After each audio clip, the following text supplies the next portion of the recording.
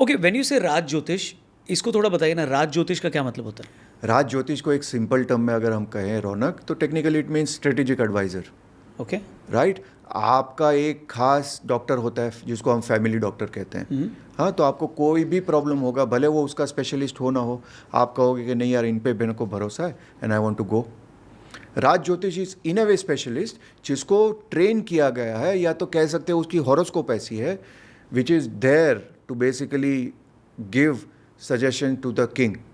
Strategic decisions कैसे लें वो होते हैं। Strategic. तो आप ये बोलो, पुराने ज़माने में जब हम देखते थे कि किसी राजा महाराजा के साथ एक ऋषि महात्मा रहते थे, तो वो राज ऋषि ही रहते थे, बेसिकली और राजा उनसे पूछ के ही सारे कदम उठाता था, राज्य के लिए भी और अपने लिए भी। He was also part of the thing. जैसे हम कोर कमेटी कहते हैं आज के टाइम में, या कैबिनेट कहते हैं, तो कैबिनेट में डिफरेंट लोग होते हैं। जैसे मोदी जी को वॉर करना होगा तो डेफिनेटली उन्होंने निर्मला जी से पूछा होगा कि आपको क्या लग रहा है, how much reserves we have. फिर अपने राजनाथ जी से पूछा होगा कि आपको क्या लगता है कि डिफेंस का क्या सिचुएशन है। अमित भाई को पूछा होगा। उसी तरीके से एक राज ज्योतिषी भी था। राज ज्योतिषी प्रश्न करके कहेगा कि देखिए जी, आपको अपने डिफेंस मिनिस्टर कह रहे हैं कि अटैक आपको साउथ से होगा, प्रश्न कह रहा है अटैक आपका नॉर्थ से होगा। ठीक है। तो राजा क्या करता था कि भाई वो कहता था राज ज्योतिषी की बात वो नहीं टाल सकता, तो मैं भी एक पलटन वो रखता था नॉर्थ में, ऑप्शन बी। और होता था अटैक वहीं पे। पर क्योंकि एक पलटन है तो उन्होंने एक इनिशियल चीज़ कर दिया and then we had a backup as a result of which we were saved. और प्लस उसके ऊपर राजपुरोहित भी होता था। राजपुरोहित एंड राज ज्योतिषीज आर डिफरेंट। राजपुरोहित उनकी रेमेडीज करता था कि भाई अभी ट्रांजिट जो चल रही है उसमें मेरे राजा को कैसा प्रोटेक्ट किया जाए। तो purohit and Raj ज्योतिषीज are completely two different portfolios. फिर यार उस हिसाब से भाई ये राज ज्योतिष तो बहुत ही इंपॉर्टेंट आदमी हो गया।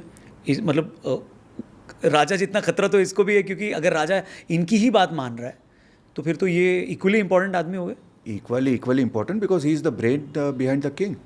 और आपको मैं एंड एवरी किंग हैड राज ज्योतिष। कोई ऐसा राजा याद आता है आपको जिसने राज ज्योतिष नहीं अपने साथ सवाल ही नहीं, वो राजा बन ही नहीं सकता।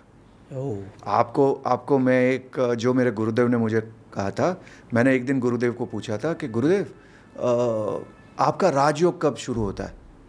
And he smiled at me and he said when you have a Raj jyotishi. और ये चीज़ चाणक्य ने भी कही है। चाणक्य काफ़ी लोगों को नहीं पता, वॉज ए सुपर एस्ट्रोलॉजर। पर प्रॉब्लम इंडिया में क्या है, आप किसी को एस्ट्रोलॉजर या ज्योतिषी नहीं कहोगे। आप किसी पे पूरी स्टोरी बना दोगे, पूरी फिल्म बना दोगे, लेकिन उसको आप कह नहीं पाओगे कि यार ये ज्योतिषी है। एट द मोस्ट उसको ये एस्ट्रोनॉमर बता दोगे। वो कौन सी थी मूवी, मैं उनका नाम भूल रहा हूँ। She used to consult even Indira Gandhi. She was a fantastic numerologist.